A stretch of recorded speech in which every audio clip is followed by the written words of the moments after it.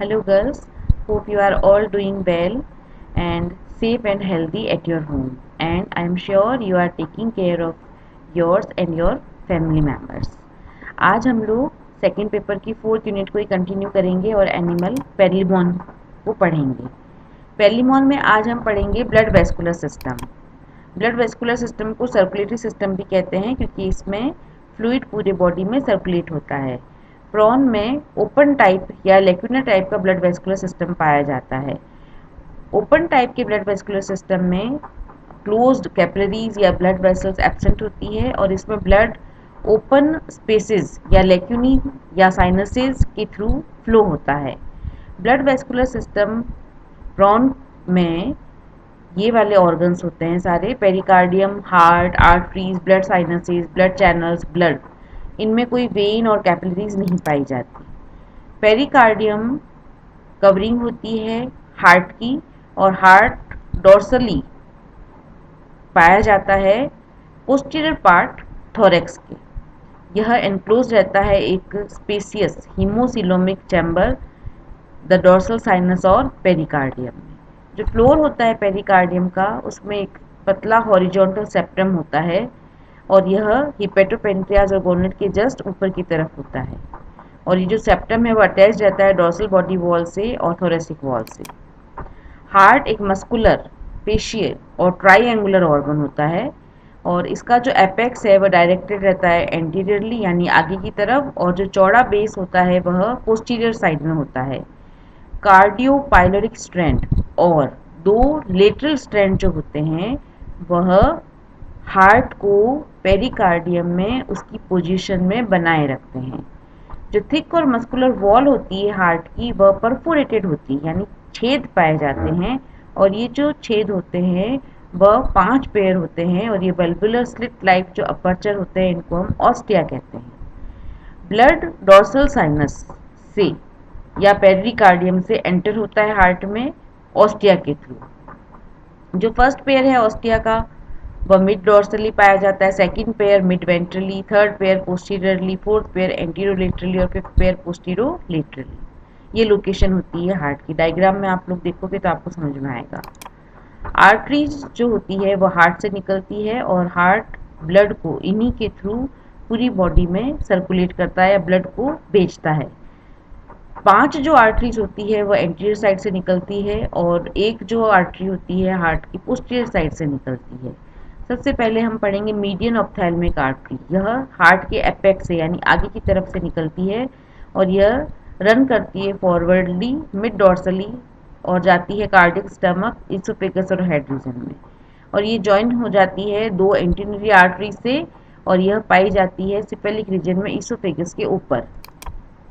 जो एंटीनरी आर्टरीज है वह एपेक्स से ही निकलती है हार्ट के और यह मीडियन ऑप्थेल्मिक आर्टरी के दोनों साइड से निकलती है और प्रत्येक आर्टरी रन करती है forwardly along the border of mandibular muscle और इसकी जो ब्रांचेज है वह इस तरह से है। Pericardial branch of this artery goes to pericardium. अब जैसे जो नाम है जिस ब्रांच का वह उसी ऑर्गन को जाएगी। गैस्ट्रिक ब्रांच है तो कार्डियक स्टमक को, मैंडिबुलर है तो मैंडिबुलर मसल को। फिर ये डिवाइड हो जाती है डोर्सल और वेंट्रल ब्रांच में।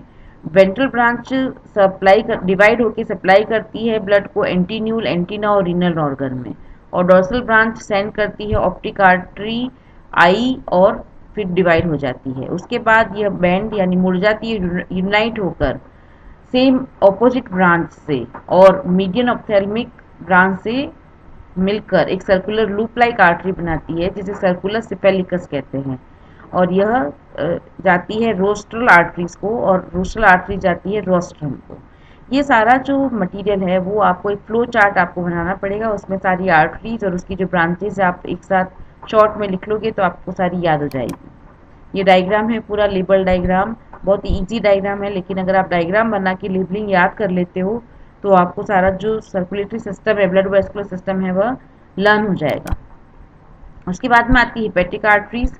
एक पेयर होती है ये या हिपेटोपेंक्रेटिक आर्टरीज भी कहते हैं इनको और हार्ट के वेंट्रोलेटरली पोजीशन से ही निकलती है और यह एंटीनरी आर्टरी के नीचे की तरफ होती है। जैसा कि नाम ही सजेस्ट कर रहा है इसका, यह हिपेटोपेंक्रियास की तरफ जाती है, उसके बाद ये डिवाइड और सब डिवाइड हो जाती है। मीडियन पोस्टीरियर आर्टरी, जैसा कि पोस्टीरियर आर्टरी नाम है इसका, यह हार्ट के पोस्टीरियर वेंट्रल सरफेस से निकलती है और ये बाइफरकेट हो जाती है सुप्रा इंटेस्टाइनल आर्टरी और स्टर्नल आर्टरी। इसको भी फ्लो चार्ट बना के आप लोग याद करना।